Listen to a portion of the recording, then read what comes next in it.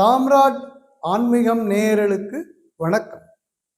ஜோதிடத்தில் இன்னைக்கு நாம் பார்க்க போகிறது என்ன அப்படின்னா, ஸ்ரீ காலபைரவ தோஷம். என்ன புதுசாக இருக்கு, காலபைரவ தோஷமா அப்படின்னா என்ன? காலசர்ப்ப தோஷம் கேள்விப்பட்டிருக்கோம், பித்ரு தோஷம் கேள்விப்பட்டிருக்கோம். இது என்னங்க காலபைரவ தோஷம் அப்படின்னு நீங்கள் கேட்கலாம்.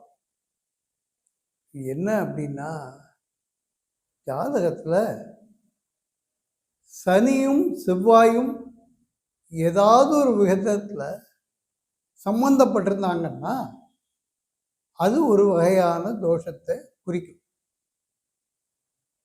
அதுக்கு தான் காலபைரவ தோஷம்னு சொல்லுவாங்க.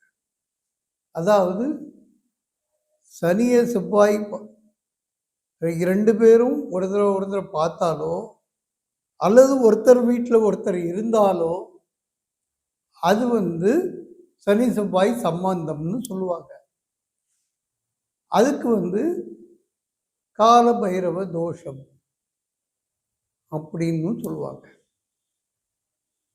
இது என்னன்னா, பெரும்பாலும் பல ஜோதிடர்கள் சனியும் செவ்வாயும் சம்பந்தம்னா அது ஒரு சின்ன செட்பேக் தான், ஒரு இதுதான் அப்படின்னு சொல்லுவாங்களே தவிர அது தோஷம், அதுக்கு ஒரு முக்கியமான பரிகாரம் இருக்குது, இதெல்லாம் சொல்கிறது இல்லை. சரி, இப்படி இருந்தால் என்ன ஆகும், என்ன நடக்கும் அப்படின்னா, ஜாதகத்தில் மிச்ச எல்லா விஷயங்களும் மிகப்பெரிய ராஜயோக ஜாதகம்னு சொல்லுவாங்க. ஆனால் எப்பேற்பட்ட ராஜயோக ஜாதகமாக இருந்தாலும் அது வேலை செய்யாது. இப்படி ஒரு அமைப்பு இருந்தால் அது வேலை செய்யாது. அப்போ என்ன அப்படின்னா, ஒரு சின்ன உதாரணம் சொல்கிறேன். படிப்பில் ஒருத்தர் ரொம்ப கெட்டிக்காரன், அவனுக்கு புதன் ரொம்ப நல்லா இருக்காரு, அருமையாக இருக்கு அப்படின்ட்டுலாம் நினைப்பாங்க. ஆனால் இந்த ஒரு அமைப்பு இருந்தால் அவர் எவ்வளவு படித்தாலும் இவரை பார்த்து எழுதுனவன் 100க்கு 99 வாங்கிட்டு போயிடுவான், இவர் 85 90 நிற்பார். அந்த மாதிரியான ஒரு அமைப்பு ஏற்படும். அதாவது மொத்தத்தில் ஜாதகத்தில் நடைபெற வேண்டிய அருமையான விஷயங்கள் எல்லாம் ஒரு நிலையில் நிற்கும். இது எப்படின்னா,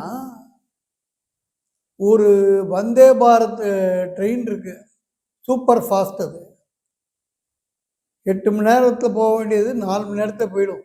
அப்பேற்பட்டது கூட நீங்கள் சென்ட்ரல் ஸ்டேஷனுக்கு முன்னாடி ஒரு சிக்னல் போட்டான்னா 1 மணி நேரம்னாலும் நின்று தான் ஆகணும். லைன் கிளியர் ஆனால் தான் போக முடியும். அதை மாதிரி இது சிக்னல் மாதிரி இந்த அமைப்பு இருந்தால், இந்த சிக்னல் எடுத்து விட்டாதான் அது எல்லாமே வேலை செஞ்சு அருமையான ஒரு பலன்கள் கிடைக்கும்.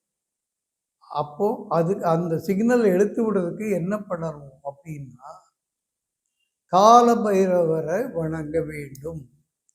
எப்படி அப்படின்னா, மாதத்தில் ஒரு நாள் தேய்பிரை அஷ்டமி அன்னைக்கு ஏதாவது ஒரு சிவன் கோயிலில் உள்ள காலபைரவரை நெய் விளக்கு ஏற்றி ஒரு அர்ச்சனை செய்து வந்தால் இந்த தோஷமானது விலகி மிகப்பெரிய யோகமாக மாறி ஜாதகத்தில் மற்ற யோகங்கள் எல்லாம் அருமையாக வேலை செய்து மிக நல்ல பலன்கள் கிடைக்கும். இது அனுபவபூர்வமாக ஒரு குறைந்தபட்சம் ஒரு 500 பேருக்கு நான் சொல்லி நடந்திருக்கேன். இது உங்களுக்கும் அப்படி இருந்தால் நீங்கள் பார்த்து செய்து வந்தால் மிக அருமையான பலன்கள் கிடைக்கும் என்று நான் தாழ்மையுடன் கூறிக்கொள்கிறேன்.